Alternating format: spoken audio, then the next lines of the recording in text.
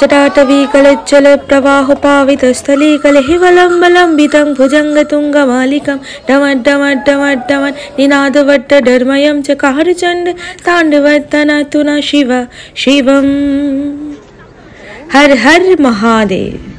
সেদিন সকাল সকাল ঘুম থেকে উঠেই আমরা কোথায় গিয়েছিলাম আপনারা আমার নিশ্চয়ই ব্লগ স্টোরিজ দেখে বুঝতে পেরেছেন।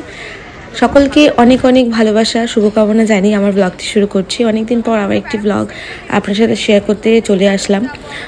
সমসাময়িক আমাদের জীবনে অনেক অনেক ঘটনা থাকে বা অনেক কিছু বিচিত্র ঘটনা ঘটে থাকে, সেই কারণে আমরা কিন্তু একটুভাবে দুর্বল হয়ে যাই, আবারও আমাদের কর্মজীবনে ফেরত আসতে হয়। সেই কারণেই ব্লগটি আবারও পোস্ট করা। এত কিছু ঘটনার পর আবারও যখন ব্লগটি শুরু করেছি তো ভালো করে ঠাকুরের নাম দিয়ে শুরু করাটাই বেটার। সেদিনকে চলে গিয়েছিলাম তারকেশ্বরের উদ্দেশ্যে, হঠাৎই কোনো প্ল্যানিং ছাড়াই। সকাল সকাল ঘুম থেকে উঠে স্নান করে আমার ফ্যামিলির সঙ্গে, মানে আমার মা নয়, কাকিমা এবং কাকা এবং আমার বোনের সঙ্গে চলে গিয়েছিলাম তারকেশ্বরের উদ্দেশ্যে। সকাল সকাল ঘুম থেকে উঠে আমরা ট্রেন ধরে চলে গিয়েছিলাম ব্যারাকপুর। দেন ব্যারাকপুর থেকে ঘাটে গিয়েছিলাম শেরাফুলি ঘাট থেকে ঘাট পার হয়ে আমরা চলে গিয়েছিলাম তারকেশ্বর স্টেশনে ট্রেন ধরে। আমরা এত সুন্দর ওয়েদার, এত গরমও ফিল হচ্ছিল একটা অন্যরকম, এত সুন্দর দৃশ্য, সত্যিই খুব ভালো লাগছিল। আর গরমটা ফিল হলেও মনে একটা শান্তি আসছিলো যে বাবার দর্শন করতে যাচ্ছি। ব্লগটিতে আপনারা দেখতে পাবেন আমরা ঠিক কীভাবে গেলাম সবটাই। আর যদি কারো কিছু জানার থাকে অবশ্যই আমায় কমেন্ট করে জানতে পারেন, আমি অবশ্যই চেষ্টা করবো আপনাদের কোয়ারিজগুলো পূর্ণ করে দেওয়ার। ব্লগটিতে এত ভালো লাগছিল ভিডিওসগুলো নিতে, কিন্তু ভীষণ গরম লাগছিল। আবার ভাবছিলাম যে কখন যাব। আমার জীবনে প্রথম তারকেশ্বরে যাওয়া। আপনাদের জীবনে হয়তো কয়েকবার অনেকেই গিয়ে থাকেন, আমার জীবনে কখনো আমি যাইনি, কিন্তু আমার গিয়ে একটা অন্যরকম অনুভূতি হলো। আমি আবারও চেষ্টা করব বাবার দর্শন নিতে।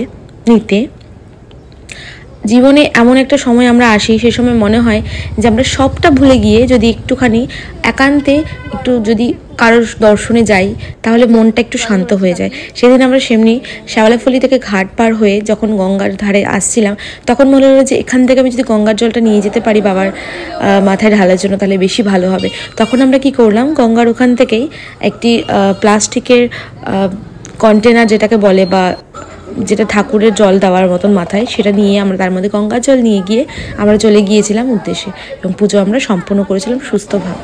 পুজো হয়ে গেছে, প্রচুর ভিড় আর প্রচুর লাইন। ওখানে তো ভিডিও অ্যালাউ নেই, জন্য ভিডিও করতে পারিনি, কিন্তু খুব সুন্দর লাগলো পুজো দিয়ে।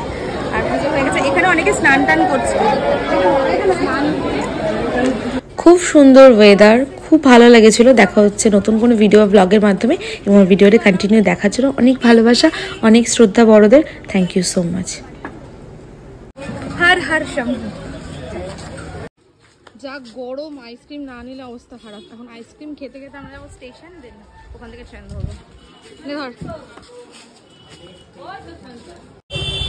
তারকেশ্বর, এই হচ্ছে স্টেশন। এখন দৌড়ে দৌড়ে ট্রেন ধরবে।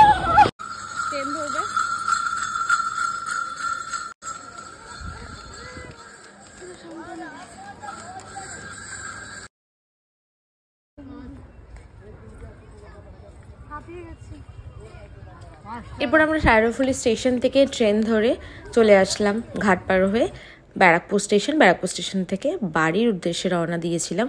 আমাদের লোকেশন আপনারা সকলে জানেন, তারা তো জানেন, যারা জানেন না তাদের বলে দিই, মদনপুর নেমে আমরা আস্তে আস্তে বাড়ির উদ্দেশ্যে রওনা দিলাম। সারাটা দিনের এক্সপিরিয়েন্স ভীষণ ভালো ছিল, তাই ব্লগটির মাধ্যমে শেয়ার করলাম। থেকে যাক স্মৃতিতে ফেসবুক টাইম লাইনে। দেখা হবে নতুন ভিডিওর সঙ্গে, সকলে ভালো থাকবেন, টাটা। মদনপুরে চলে এসছে, এখন আমরা বাড়ি যাব।